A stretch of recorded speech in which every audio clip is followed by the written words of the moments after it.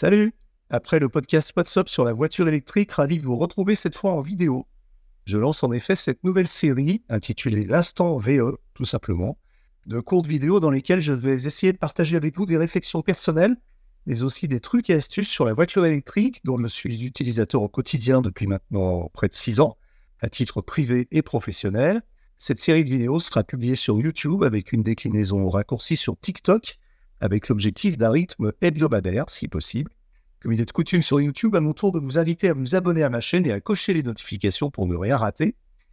Allez, c'est parti pour un premier numéro où nous allons parler de Tesla. Étonnant, non? Alors pourquoi les concurrents de Tesla sont-ils encore à la traîne après toutes ces années? Tesla existe depuis 20 ans et la Model S, son premier modèle grand public depuis plus de 10 ans. Quant à la Model 3, elle a été présentée en mars 2016 et lancée 2 ans plus tard aux USA et 3 ans après en Europe. Ce ne sont donc plus vraiment des voitures récentes, et pourtant Tesla est toujours en avance sur certaines fonctionnalités, ou alors ce sont les autres qui sont à la traîne, on ne sait plus trop. Alors pourquoi les autres constructeurs n'arrivent-ils toujours pas à égaler Tesla, alors qu'on parle de fonctionnalités basiques? Vous vous demandez sûrement pourquoi certaines marques, même celles qu'on connaît très bien, n'ont pas encore intégré des choses que Tesla propose en série depuis des années. Aujourd'hui, je vais vous expliquer pourquoi ça pose question en prenant 2 exemples basiques. Depuis que Tesla a débarqué avec ses innovations, on a vu de tout chez les concurrents, des copies quasi conformes, des constructeurs qui essayent de se démarquer avec plus ou moins de succès, et même certains qui font exactement l'inverse de ce que fait Tesla pour justement marquer leur différence. Mais malgré tout, il y a encore des trucs que Tesla fait mieux. Et je ne parle pas juste de design ou de performance, ou d'autonomie, d'efficience.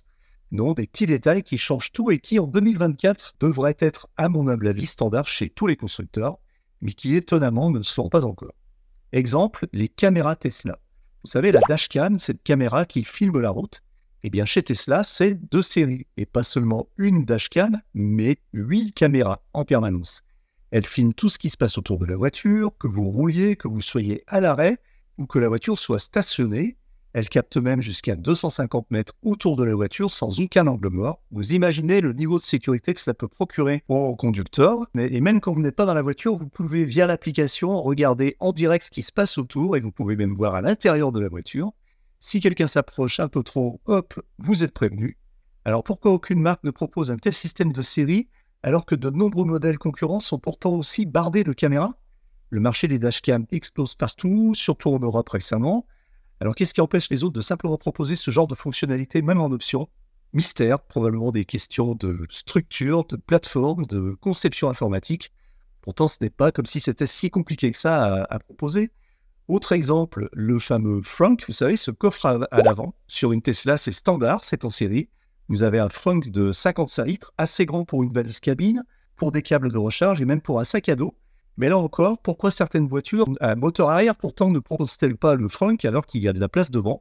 J'ai un exemple en tête, la BMW i4 par exemple, mais il y en a beaucoup d'autres. Alors dans la i4, il n'y a pas de frunk. Résultat, les équipementiers indépendants en fabriquent pour eux. Et même la X-Plane G6 par exemple, toute nouvelle et ultra technologique, n'en propose pas. C'est assez fou, non? Et on pourrait continuer ainsi la liste. La conduite à une pédale, encore absente sur beaucoup de modèles, ou le planificateur d'itinéraire intégré qui manque sur certaines voitures électriques à plus de 35 000 € pourtant. Et je ne parle pas des mises à jour over the air, vous savez, les fameuses mises à jour par Internet, toujours absentes de beaucoup de constructeurs, ou alors par petits bouts, alors qu'il suffirait d'une petite mise à jour pour améliorer par exemple l'expérience de conduite.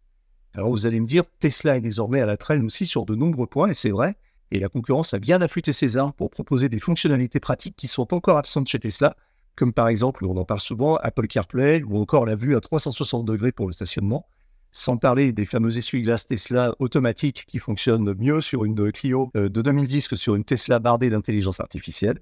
Mais bon, il y a encore du chemin à faire pour que certaines marques rattrapent Tesla sur des fonctionnalités de base. Et vous en pensez quoi? Est-ce que ces petits détails pourraient être des deal breakers, comme on dit pour vous? Autrement dit, des motifs de refus d'achat? Dites-le moi en commentaire. Et puis sinon, à très vite pour une nouvelle vidéo. Salut!